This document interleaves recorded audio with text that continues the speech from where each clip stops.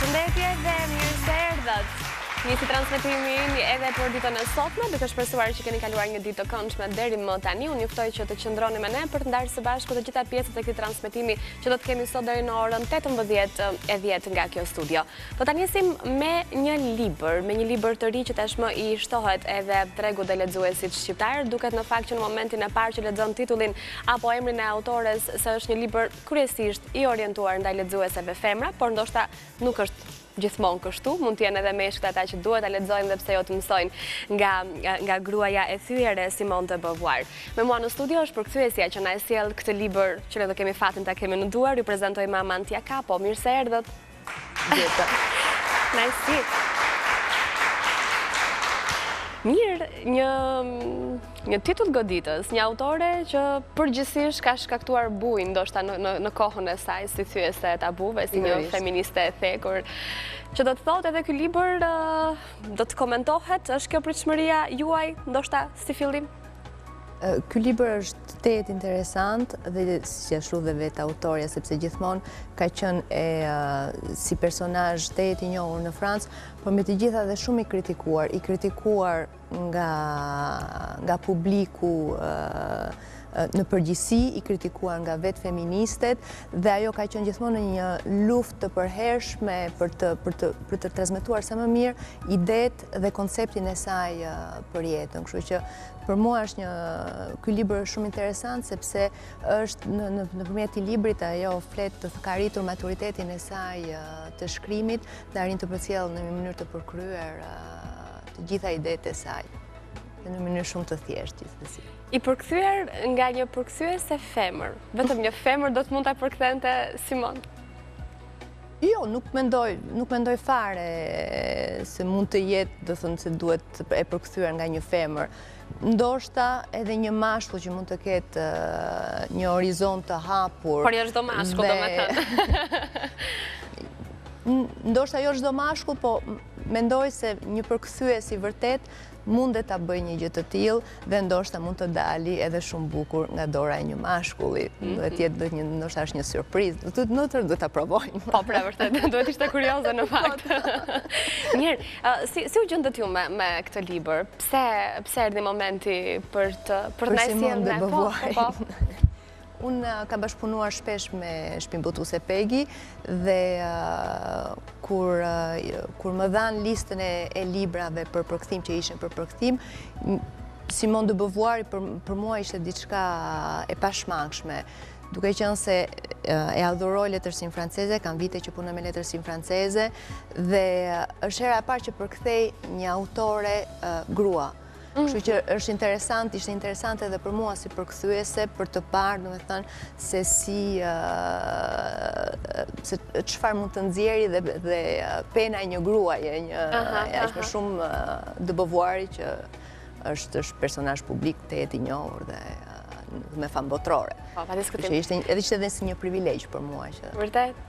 Po, duke qenë se ka qenë qënkër, ka eksperjenca e parë të përkthyerit një autore të tillë, femër dhe jo pak të njohur. Pra, cila ishte ndjesia juaj? Patët ndonjë lloj ndryshimi nga të gjitha përkthimet të bëra deri më tani? Po, ndryshimi është, unë, do thënë, përveç se është Simone de Beauvoir, është personalitet, përveç se është shkrimtare dhe jo shkrimtar, çfarë është interesante në përkthimin është edhe stili, sepse do thënë në çdo vepër që përkthehet nuk është autori se kush është, po është stili i shkrimit dhe aty është edhe vështirësia nga ndonjëherë për të gjetur mënyrën për ta adaptuar sa më mirë në gjuhën që përkthehet. Kështu që është gjithmonë një surprizë për mua, çdo përkthim, cili do qoftë, është një surprizë dhe një punë sfidë, kam përshtypjen. Megjithatë, ju gjithmonë keni përkthyer autor të vështirë, që do të thotë nuk ka qenë sfida e vetme apo e para kjo. Pse kjo lloj dëshire? Çfarë bën një autor të vështirë siç ne i quajmë në fakt, lexuesit kryesisht nuk dinën se edhe ju i konsideroni të tillë? Po, autor të vështirë pikërisht nga fama e tyre që kanë dhe duke filluar nga ajo, unë si përkthyes jam shumë më poshtë, do thënë i shoh si diçka si mrekulli, si diçka të paarritshme. Kështu që është një sfidë për mua sepse nëpërmjet tyre vijem pak a shumë i prek në imtësinë e tyre, në tekstin që kanë prodhuar. Kështu që është dhe kjo është sfida më e madhe, që mos të tradhtosh idet apo shkrimin, ritmin, të gjitha këto gjëra që bëjnë që një tekst është i kompletuar, është komplet, edhe që arrin të përcjellit të lexuesit çfarë ka dashur të thotë autori, idet e autorit, të gjitha këto, kështu që është me të vërtet diçka shumë e bukur, por njëkohësisht edhe stresuese.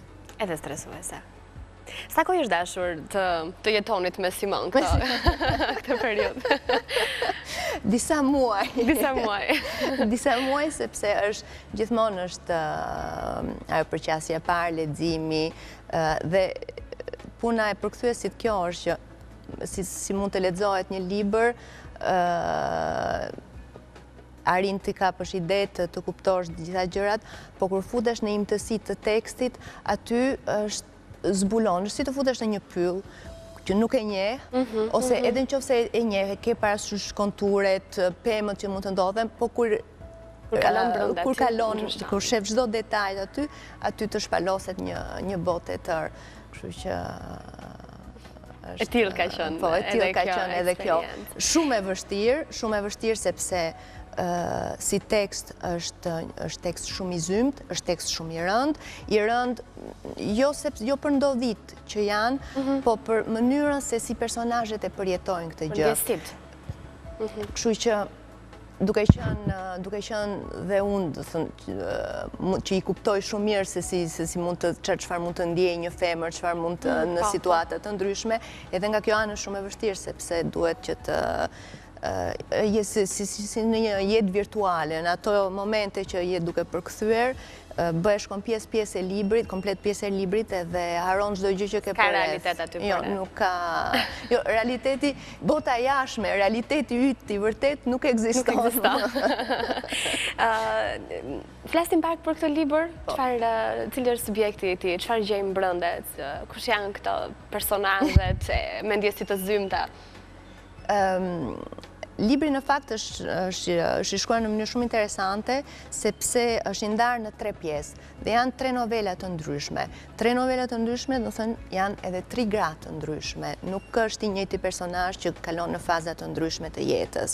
Pra, 3 gra, 3 histori dhe secila ka intensitetin e vet. Atë që thash dhe më parë, Simone de Beauvoir këtë e ka shkruar, kjo është një nga proza e fundit e saj.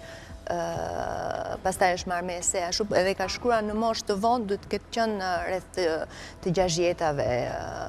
Kështu që edhe stilin e ka pasur shumë të pjekur dhe idetë e saj ka arritur në konkluzione, mendoj, duke qenë se ka pasur gjithë jetën përpara dhe gjithë luftrat që ka bërë ashtu.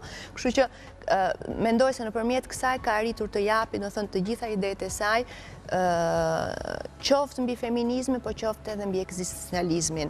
Kështu që për mua është një libër ku mund të lexohet, mund të preket edhe vetë autori, edhe pse nuk është një autobiografi, po mënyra, do thënë, të shkruarit e të menduarit është brenda saj. Është brenda saj. Pra, do thënë, nëpërmjet këtyre 3 jetëve të ndryshme, si thash, ajo mundohet të japi idetë e veta dhe mbi të gjitha çfarë do të përcjell është sepse këto 3 gra e kanë ndërtuar jetën e tyre në vartësi të burrave. Dhe duke e krijuar jetën rreth tyre, nuk ju është shkatruar çdo aftësi për të krijuar vetë ato si gra një identitet pozitiv dhe për të qenë të lira në jetën e tyre. Dhe jo ta ndërtojnë në vartësi të diçkaje, sepse nga momenti që ndërton në vartësi të diçkaje, gjithmonë pastaj ke një lloj tërheqje ndaj asaj vartësie.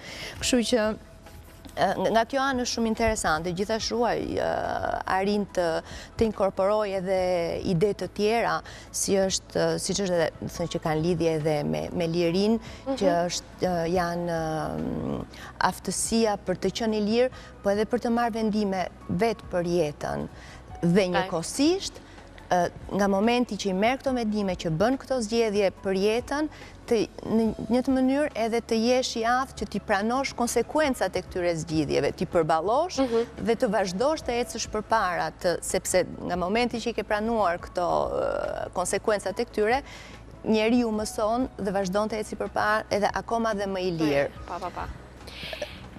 Si trajtohet femra nga Simon? Paktën 3 femra të këtij libri. Dhe në cilat mosha janë personazhet? Personazhet, po fillojnë nga mosha më mirë, janë në historinë e parë, në novelën e parë, është një grua 86 jetat, një grua që ka arrir diçka në jetë, që është pedagoge në universitet, ka shkruar shumë libra, të cilat janë botuar mese mbi autor të ndryshëm, në thënë një studiuese gjithashtu, e martuar me një shkencëtar, dhe që bashkë të dy kanë një djalë i cili është duke mbaruar universitetin. Gruaja e dytë, në thënë, novela e dytë, është një grua rreth të 30-a, midis të 30-ave të 40-ave, ndërsa e treta është e vetme, ndërsa e treta është një grua rreth të 40-ave e martuar, e cila një ditë të bukur zbulon që jeta që kishte ndërtuar nuk ishte ajo që mendonte. Sepse i shoqi e tradhon dhe çdo gjë që ajo kishte ndërtuar shkatrohet brenda pak çasteve. Është një libër për femrat ky? Është një libër për femrat, por siç u thashë më parë, do thënë, Simone de Beauvoir asnjëherë nuk ka qenë e pranuar nga publiku, sepse mënyra se si e trajton femrën vetë, Simone de Beauvoir nuk e trajton si femër, nuk bën një dallim midis femrës dhe mashkullit. Në këtë rast, ajo e nxjerr pak a shumë si viktima, po për t'ju treguar vetë femrave që nuk mund të jeni të tilla. Sepse vetë idetë e saj, siç u thash, edhe për lirin, edhe për krijimin e femrës si individ, duhen shumë gjëra, kështu që nuk mundet të thuash jam femër, kjo ka qenë edukata që kam pasur, kështu që nuk mund të dalë nga kjo. Kështu që është një libër për femrat, por mund të jetë një libër shumë mirë edhe për meshkujt, sepse secili pastaj ka sensibilitetin e vet dhe arrin ta lexojë me një sy tjetër, dhe kjo mund të jetë edhe pasuria e vet shkrimit. Mirë, do me thëmë perceptohet edhe nga syri, edhe nga ndjesit mashkullore, edhe pse mund të dukej sikur... Pastaj letërsia është diçka universale, kështu që nuk duhet që këtu fillon, në qoftë se ndajmë midis letërsi për femra, letërsi për meshkuj, fillojmë vetë... Bëjnë ato diferencimet që nuk duan t'i bëjmë pastaj, po, e drejtë. Her pas here kur vinë botime të mira të përkthyera në gjuhën shqipe, natyrisht na lind pyetja, a është një libër që ne e gjejmë veten, pra a ka pjesë nga realiteti ynë këtu brenda, por të mendosh pastaj që autoria i takon edhe një periudhë, ka lindur në 1908, në mos gaboj, kështu që vetë shekulli i largët të bën që edhe realiteti i atyre viteve, vetë në Francë mos jetë më ashtu. Në Shqipëri pastaj çfarë gjejnë përbashkët? Për mua ky tekst mbetet universal dhe ky është Simone de Beauvoir i trajton këto tematika në vitet 60, kur ka qenë momenti i çlirimit ose i një lloj revolucioni të gruas, të ideve, të pozicionit të gruas në shoqëri, dhe duke qenë se ajo ka qenë dhe vetë feministe, i ka mbrojtur shumë këto gjëra. Por gjithsesi për mua kjo mbetet shumë aktuale në të gjithë botën, jo vetëm në Shqipëri, sepse sado që janë bërë progrese, sado që ka politika për gruan e prashu, prap ka një lloj diferencimi. Edhe sot në Francë, unë jetoj në Francë, po edhe në Shqipëri ma merr mendja. Kështu që është një libër shumë aktual për të gjitha vendet. Në Shqipëri sidomos, mendoj sepse është aktual dhe që shumë gra mund ta gjejnë veten, duke filluar edhe thjesht nga historitë duke lexuar thjesht si histori, pa shkuar pastaj në mendimin filozofik ose në ide të tjera, thjesht në jetën e përgjithshme. Dhe prandaj është bukuria e vetë tekstit të bëvuarit, sepse është një gjuhë shumë e thjeshtë, është një gjuhë shumë e drejt për drejt. Nuk mundohet që të krijoj botë që nuk ekzistojnë. Nuk krijon heroina, ajo krijon më shumë një anti-heroin, që është gruaja e zakonshme, gruaja që mund të takosh kudo dhe që ka e borgjezis, dakor, që kanë një lloj niveli, por që janë jetë që mund të ndeshen kudo dhe në çdo epokë. Pastaj unë flasë për shekullin e 20, shekullin e 21, më përpara ka pasur problematika të tjera, që ato nuk preken, po mendoj se mbetet shumë aktual, dhe prandaj libri është shumë universal për mendimin tim. Amantia, ju keni ardhur këtu për festivalin pranveror të artit edhe të librit. Do të qëndroni këtu, besoj, deri sa të përfundoj ky festival? Po, pikërisht, kam ardhur enkas për këtë festival. Edhe për më shumë, edhe për librin Gruaja e Thyer. Faleminderit shumë që ishit në këtë studio. Ju uroj suksese gjatë gjithë ditëve të festivalit. Me siguri do keni mundësi aty të ndani edhe mendimet të tjera me lexuesit dhe ata që do të marrin nduar Gruan e Thyer. Faleminderit. Faleminderit juve. Mirë, ne do të shkojmë në një hapësirë publicitare, sigurisht vazhdojmë transmetimin tonë sepse sapo kemi nisur. Qëndroni me ne.